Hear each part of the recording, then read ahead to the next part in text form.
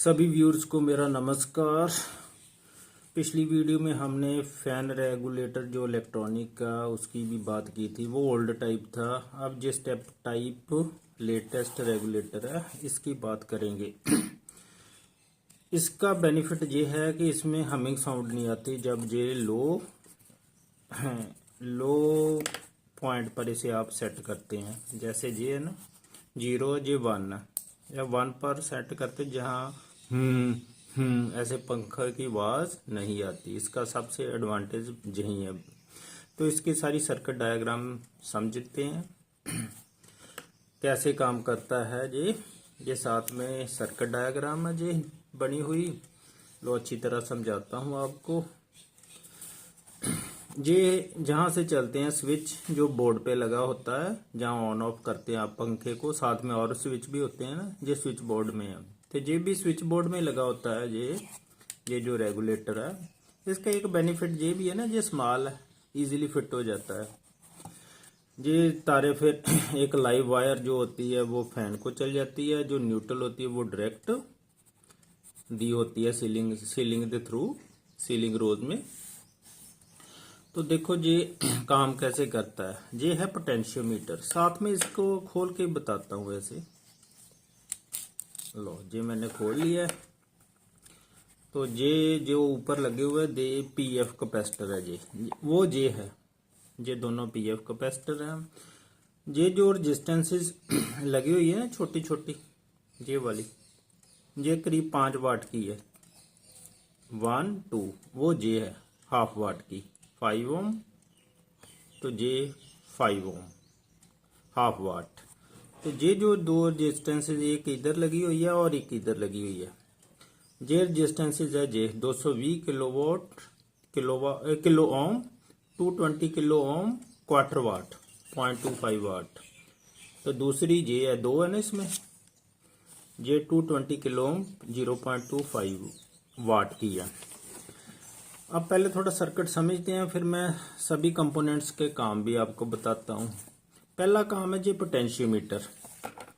Potentiometer ये है बीच में, ये होती है वेरिएबल रेजिस्टेंस। जब आप 1 पर करते हैं तो रेजिस्टेंस सबसे ज्यादा होती है, जब 2 पर करेंगे तो रेजिस्टेंस कम हो जाएगी, पंखा तेज चलने लगेगा। 3 पर और तेज तो रेजिस्टेंस और बढ़ जाती है। 4 पर मैक्सिमम, जहाँ डायरेक्ट कॉन्टेक्ट ही हो जाता है। तो लो पहले 1 नंबर पर समझते हैं। ये है मैंने पोटेंशियोमीटर बनाया हुआ है। ये बीच में जो नॉब है ना, वो ये ऊपर वाली ये मैंने बनाई है एरो दे के ना ऐसे। तो अब हम समझते हैं पहले 1 पर। मैंने पोटेंशियोमीटर को 1 पर रखा हुआ है। ये नॉब से ऐसे कनेक्शन जाता है, एसी आ रही है ना, ऐसे जाएगा। 1 पर इससे कॉन्टेक्ट है, ये सर्किट चलेगा। इसमें 220 किलो ओम की रेजिस्टेंस है, 5 ओम की हाफ वाट की है, और 2.2 माइक्रोफैरड का कैपेसिटर लगा हुआ है। जी इसमें 2 कैपेसिटर है, ये लिखा हुआ 2.2 माइक्रोफैरड, 250 वोल्ट एसी।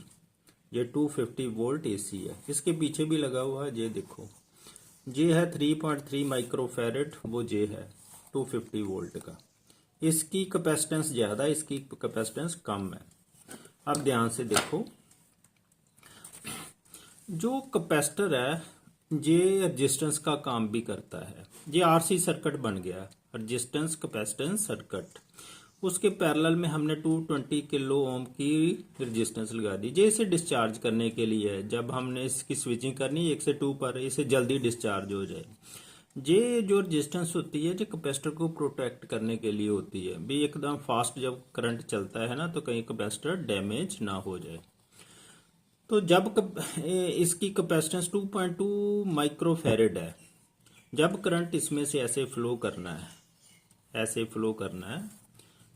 फ्लो करेगा, ये तो डिस्चार्ज के लिए ना ऐसे घूम के जाएगा। तो जो इसकी रेजिस्टेंस है कैपेसिटर की, उसे कैपेसिटिव रिएक्टेंस बोलते हैं। जेड से भी लिख देते हैं, एक्स सी से भी लिख देते हैं। तो उसका फार्मूला 1/2 पाई एफ सी। फ्रिक्वेंसी है वो तो जो घरों में आती है एसी की, वो 50 हर्ट्ज है। ये तो तीनों हो गए कांस्टेंट। सी है, सी वेरी करती है। सी की वैल्यू यहाँ 2.2 माइक्रोफैरड है। जितनी कैपेसिटेंस अधिक होगी उतनी रेजिस्टेंस कम होगी। इसकी जहां कैपेसिटेंस कम है तो रेजिस्टेंस ज्यादा है, इसलिए जहां पंखा धीरे चलेगा, क्योंकि जहां रेजिस्टेंस सर्किट में बढ़ गई। R is inversely proportional to capacitance, resistance decreases with increasing capacitance. जहां कैपेसिटेंस कम है तो पंखा धीरे चलेगा, जब 1 नंबर पर होगा तो पंखा धीरे चलेगा। अब इसे 2 नंबर पर ऐसे कर देते हैं। ये नॉब मैं 2 नंबर पर ले आता हूं। ये जो नॉब है ऐसे जैसे घुमा के ना, ये 2 नंबर पर आ गई। तो 2 नंबर पर अब ये सर्किट चलेगा। ये कट गया ना, अब इसके साथ ये जुड़ गया, ये नॉब इसके साथ जुड़ गई। तो अब ये जहां कैपेसिटेंस आ गई 3.3 माइक्रोफैरड है, तो जे रेजिस्टेंस का तो वही काम है। ये आरसी सर्किट बन गया, इसका काम है इसको जो फास्ट करंट मिल रहा है उसे थोड़ा कैपेसिटर को प्रोटेक्ट करना। ये कैपेसिटर के डिस्चार्ज के लिए लगी हुई है।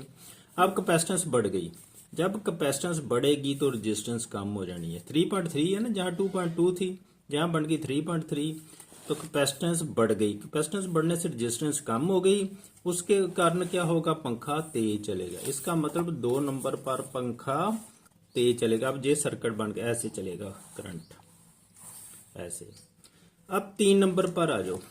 3 नंबर होते हैं ना जो 1 और 3 को इन्होंने ना जोड़ा होता है, ये समझने वाली बात है। 1 और 3 को ऐसे जोड़ दिया, जहां गैप है बीच में, 2 और 3 में ऐसे गैप है।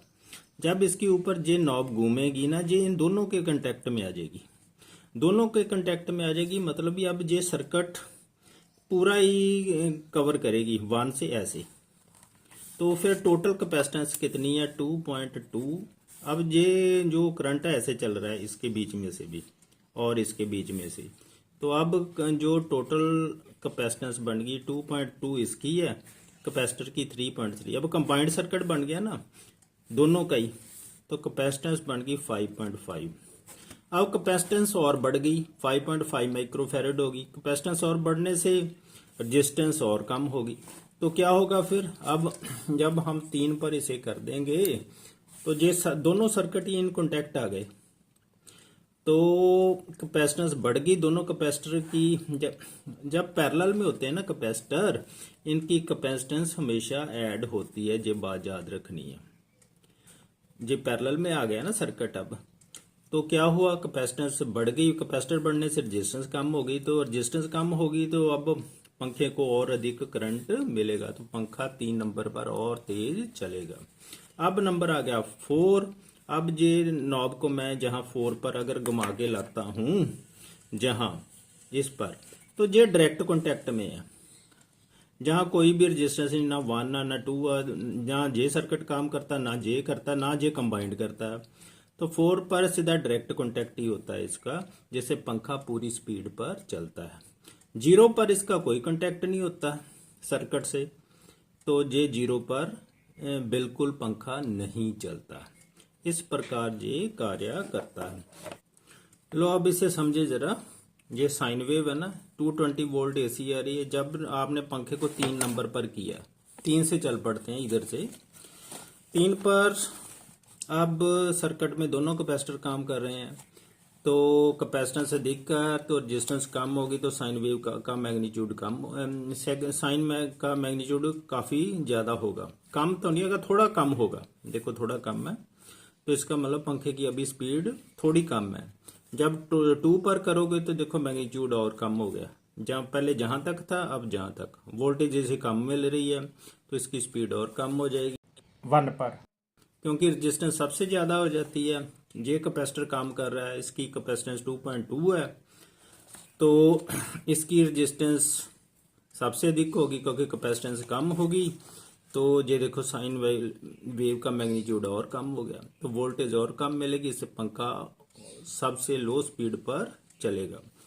ये वेरी लो, ये हो गई लो, ये होगी हायर, हाईएस्ट ना हुई, हाईएस्ट तो आनी आगे, हाईएस्ट आनी जहां 4 नंबर पर। मुझे उम्मीद है आपको अच्छी तरह समझ आ गई होगी। Thank you.